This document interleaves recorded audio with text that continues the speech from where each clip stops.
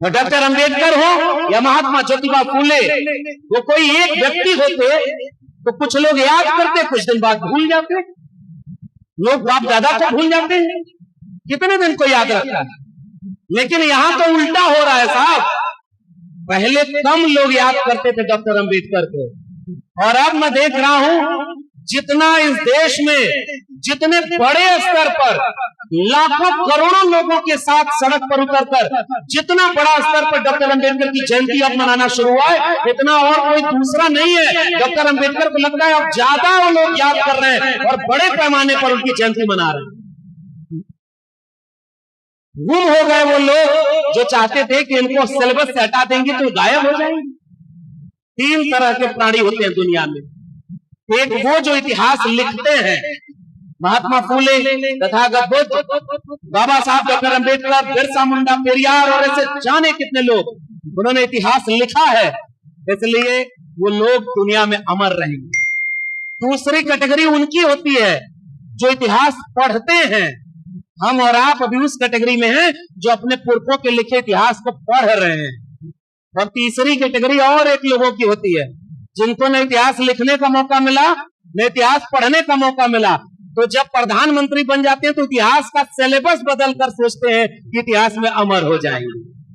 पहचान रहे हैं ना, सिलेबस बदल रहा है आपका लोग कि वहां पर सिलेबस में आपको झूठ पढ़ाया जाए और आपके बच्चों को आपका इतिहास ही न जाने।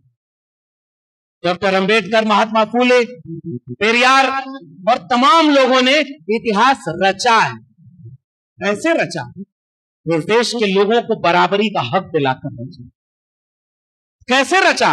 इस देश में हर एक बच्चे बच्चियों को उसके जेब में पैसा है कि नहीं है, उसकी जाति कौन सी है, उसका मजहब कौन सा है, गांव के हैं कि शहर के हैं, ये सब भेद मिटाकर भारत का संविधान लागू कर दिया कि आपके बेटा बेटी को अच्छी शिक्षा मिले, अच्छा रोजगार मिले। और आप सोचो ना, पूर्वांचल के रहने वाले लोगों, आप यहाँ दिल्ली में घाट से यहाँ रहते हैं, बुद्ध विहार बनवाया है और लोगों को 10 बजे रात तक की परमिशन मिलती है और ये लोग 4 बजे रात तक का परमिशन लेकर के यहाँ पर बाबा साहब की जयंती मना रहे हैं। ये आपका संविधान की वजह से संभव हो पाया। अगर संविधान नहीं होता तो ये मौका मिल पाता क्या? इसलिए डॉक्टर अंबेडकर की अहमियत है कि उन्होंने सबको बराबरी का मौका दिया। और एक बात सोचो ना, इस देश में लोगों को, उनको जब मौका मिला कलम और किताब पकड़ने का, तो उन्होंने मनुस्मृति लिख दी। महिलाएं बचपन में पिता के अधीन, जवानी में पति के अधीन और बुढ़ापे में पुत्र के अधीन रहेंगे। बाबा साहब को मौका मिला तो उन्होंने कहा महिलाओं को उत्तराधिकार मिलेगा, संपत्ति का अधिकार मिलेगा, वोट का अधिकार मिलेगा, काम के घंटे कम होंगे और उनको child care leave, maternity leave मिलेगी। और भारत के संविधान में लिखकर चले गए कि महिला और पुरुष में कोई भेदभाव नहीं रहेगा, सब बराबर रहेगा। उनके पुरखों को मौका मिला तो मनुस्मृति में लिख दिया कि अगर आप मुख से पैदा होते हैं तो किसी की हत्या भी कर देंगे तो आपको कोई सजा नहीं मिलेगी। आप समझ रहे हैं ना मैं किसकी बात कर रहा हूं? समझदार को इशारा काफी। जिस मंच पर महात्मा फूले और बाबा साहब की बात हो, उस पर इशारे में बात उन लोगों की जाए जिनसे आपकी लड़ाई है। तो उनको मौका मिला तो उन्होंने ऐसा दस्तावेज बनाया कि वो हत्या भी करते तो कोई सजा नहीं, और हमारे लोग अगर चींटी भी मार दे तो उनको बड़ी बड़ी सजा मिले। बाबा साहब को मौका मिला तो ये नहीं कहा कि अब हमारे लोग ऊपर होंगे और ये मुख से पैदा होने वालों का अधिकार छीन लो, इनको वोट देने का अधिकार न दो।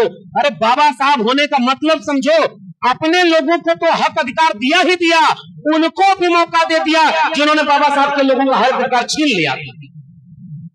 लेकिन आज भी डॉक्टर अंबेडकर की जयंती वो लोग नहीं मना पाते। मैं तो आज भी एक शिकायत करता हूं और बधाई दे रहा हूं इस मंच के आयोजकों को। उन्होंने बार बार एक बात पर जिक्र किया है, जोर दिया है कि हम लोग SC ST OBC समाज के लोगों को जोड़ करके मंच पर वक्ता भी बनाए, जयंती भी साझा मना रहे हैं। इनकी कमेटी में भी सारे लोग शामिल हैं। यहाँ है बहुजन एकता और ये है बाबा साहब के सपनों का भारत, जिसमें सब मिलकर के रहेंगे। और एक आध सुझाव और आपको, अगली बार जयंती मनाइए तो इस मंच पर महिलाओं की तादाद पुरुषों से ज्यादा होनी चाहिए, आदिवासी देश में हो और पसमानदा समाज के भी लोगों को आप अतिथि बनाइए, सबको मिलाइए। अब उसके बाद इस जयंती का मकसद क्या है? इस जयंती मनाने का मकसद दो है मेरे हिसाब से।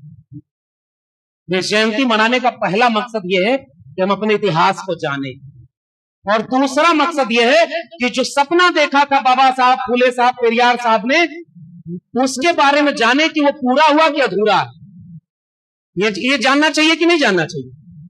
अगर बाबा साहब के सपनों का भारत बन गया होता तो हमारा काम केवल जयंती मनाने से चल जाता, लेकिन अभी जयंती मनाने के बाद क्या करना है इस पर भी विचार करना है, क्योंकि बाकी हमारे पूर्व के वक्ताओं ने बहुत शानदार बातें कह दी कि मानवर कांशीराम साहब के बारे में, कांशीराम की नेक कमाई तूने सोती कौम जगाई। वो ऐसा कौम जगा कर गए, हमें तो जगाने वालों को बस आगे बढ़ा देना है, हिम्मत हौसला बढ़ा।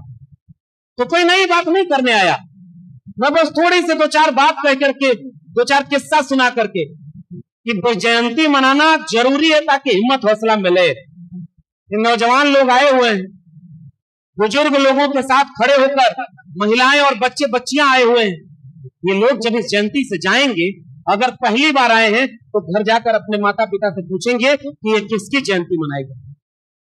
और जब बाबा साहब की तस्वीर, बाबा साहब फूले साहब के बारे में माता पिता से किस्सा पूछेंगे, कौन थे ये, और आप किस्सा बताएंगे, तब समझिए कि जयंती मनाने का मकसद सफल होगा, ताकि ये रोशनी आगे तक जलाए और आगे तक रोशनी उजाला फैलाए। और बाबा साहब कैसा सपनों का भारत बनाना चाहते थे? जिसमें सबको शिक्षा मिले, जिसमें सबको सबका अधिकार मिले, कर्मकांड अंधविश्वास खत्म हो और सब लोग मोहब्बत प्रेम से रहे, सब लोग प्रेम से रहे, कोई किसी से नफरत न करे। लेकिन आज कौन सा भारत बनाया जा रहा है? बाबा साहब के सबसे बड़े वारिस मानवर कांशीराम ने एकजुटता का संदेश दिया था। मंडल कमीशन लागू करो वरना कुर्सी खाली करो। मानवर कांशीराम 85% बहुजन की बात करते थे, जिसमें SC ST OBC माइनॉरिटी सारे लोग थे।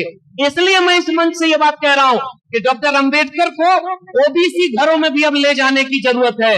आदिवासी, और जा रहे हैं, ऐसा नहीं कि नहीं जा रहे, खूब अच्छे से जा रहे हैं, थोड़ा समय लगेगा। वो कहते हैं ना, हम लोग बचपन में किस्सा सुनते थे, करत करत अभ्यास थे जड़मती होत सुजान और रसरी आवत जात थे सिल पर परत निशान। हमें अभ्यास करना है, हमें अपने लोगों को समझाना है। जिस दिन हम OBC समाज के लोगों को यह बात समझाएंगे कि डॉक्टर अंबेडकर ने मंत्रिमंडल से इस्तीफा दिया, तो 3 बातों में से पहली बात हिंदू कोड बिल उसका लागू न किया जाना, और दूसरी बात थी OBC के लिए अनुच्छेद 340 में जो कमीशन बनाना था ताकि OBC की गिनती हो और उनको गिनती के आधार पर आरक्षण मिले, प्रतिनिधित्व मिले, हिस्सेदारी मिले, वो न काम हुआ। इसलिए डॉक्टर अंबेडकर ने कैबिनेट से इस्तीफा दे दिया। ये बात जब तक OBC के घर घर बताएंगे, दोनों बाहें खोल करके, OBC एक दिन ऐसा आएगा डॉक्टर अंबेडकर को अपना मानना शुरू। अभी हमें ये बात उन लोगों तक ले जानी, डॉक्टर अंबेडकर को। आजकल कुछ लोग कहते हैं ना कि उनका धर्म खतरे में है। जागो तुम OBC लोगों, दलित लोगों, आदिवासी लोगों, हिंदू हो। एक शख्स का नाम ले रहा हूं और उसके बारे में जब मैंने पढ़ा तो देखा कि इतिहास क्या है। शिवदयाल सिंह चौरसिया।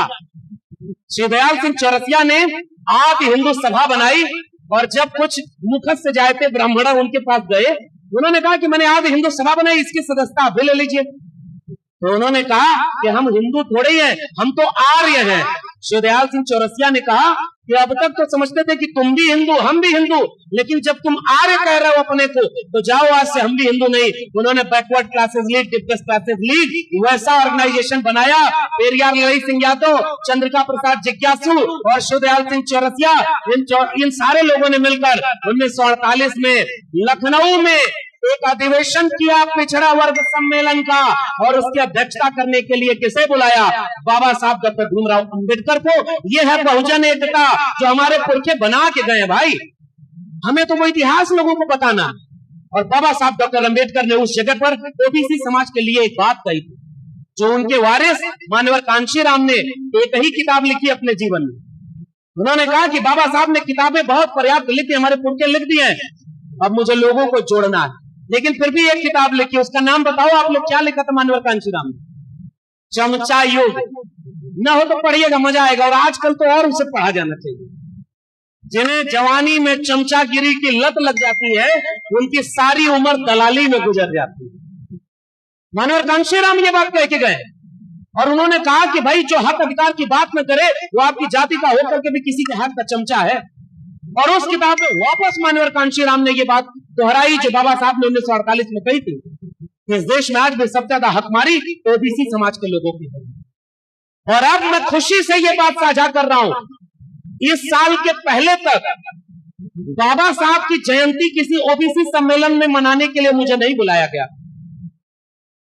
ओबीसी समाज के लोग अलग अलग सम्मेलन करते हैं इस देश में, मैया को याद करते हैं, बाबू जगदेव बाबू को याद करते हैं, पेरियार को याद करते हैं। और मैं कानपुर गया हूं, पेरियार ललई सिंह यादव के गांव में लोग अपने पुरखों को धीरे धीरे याद कर रहे हैं। लेकिन इस साल एक नायाब चीज मेरे साथ हुई कि मैं जब छत्तीसगढ़ गया तो जब उन लोगों को पता चला कि मैं भिलाई में कार्यक्रम में आ रहा हूं तो मेरे पास फोन आया कि भाई आज तक दलित समाज के लोग वहां पर अंबेडकर जयंती मनाते हैं और आपको बुलाकर सम्मानित करते हैं।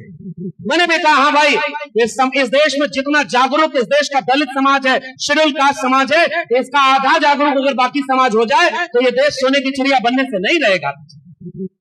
और तब उन लोगों ने कहा कि आपकी बातें सुनते हुए हम ओबीसी समाज के लोग और सारा ओबीसी मिलकर के बाबा साहब डॉक्टर अंबेडकर की जयंती मना रहा है और उसमें आपको वक्ता बनाकर बुला रहा है। मैं अपना पहले वाला कार्यक्रम छोड़ करके पहले वो ओबीसी समाज के कार्यक्रम में गया और वहां बाबा साहब की जयंती मनाने हुए लोगों को सलाम करके आया हूं। ये भारत बदल रहा है भाइयों, बस कुछ दिन की और बात है, हम लोगों को एकजुट करने में कामयाब हो जाएंगे।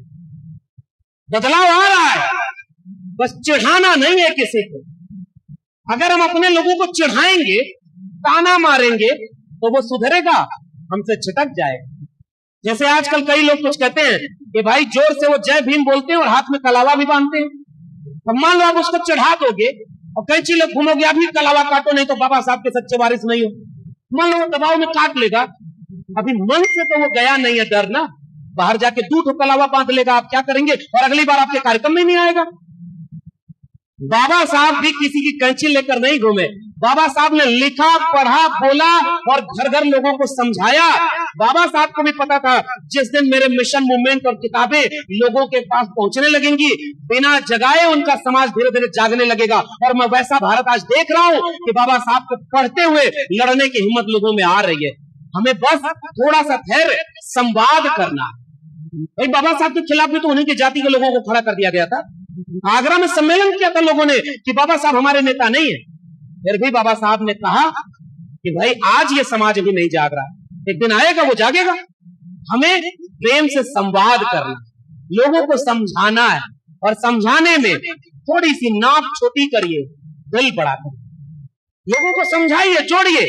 कोई अगर आपकी बात एक बार नहीं मानता, 2 बार समझाइए, तीसरी बार बताइए। आजकल अब ये मंच से शोभा तो नहीं देता, लेकिन फिर भी मैं कह रहा हूं, क्योंकि जिसको आप दुश्मन मानते हैं उसके काम करने की शैली देखिए।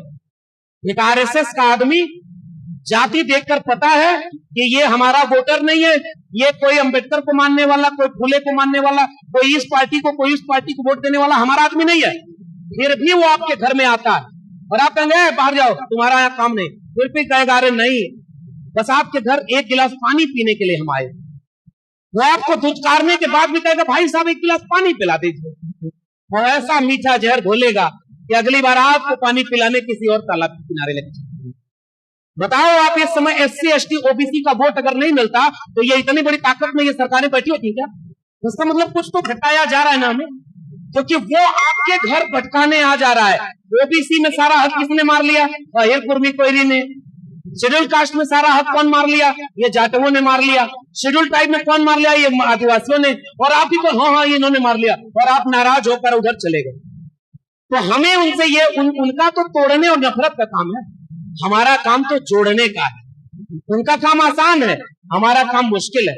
फिर भी हमारा काम आसान क्यों है? क्योंकि हमारी आबादी इतनी है कि बताओ अगर इस देश में 90% लोगों में से 45% लोग भी जागरूक हो जाएं तो इस देश की सबसे बड़ी कुर्सी पर कौन बैठेगा? जिसे आप तय करेंगे।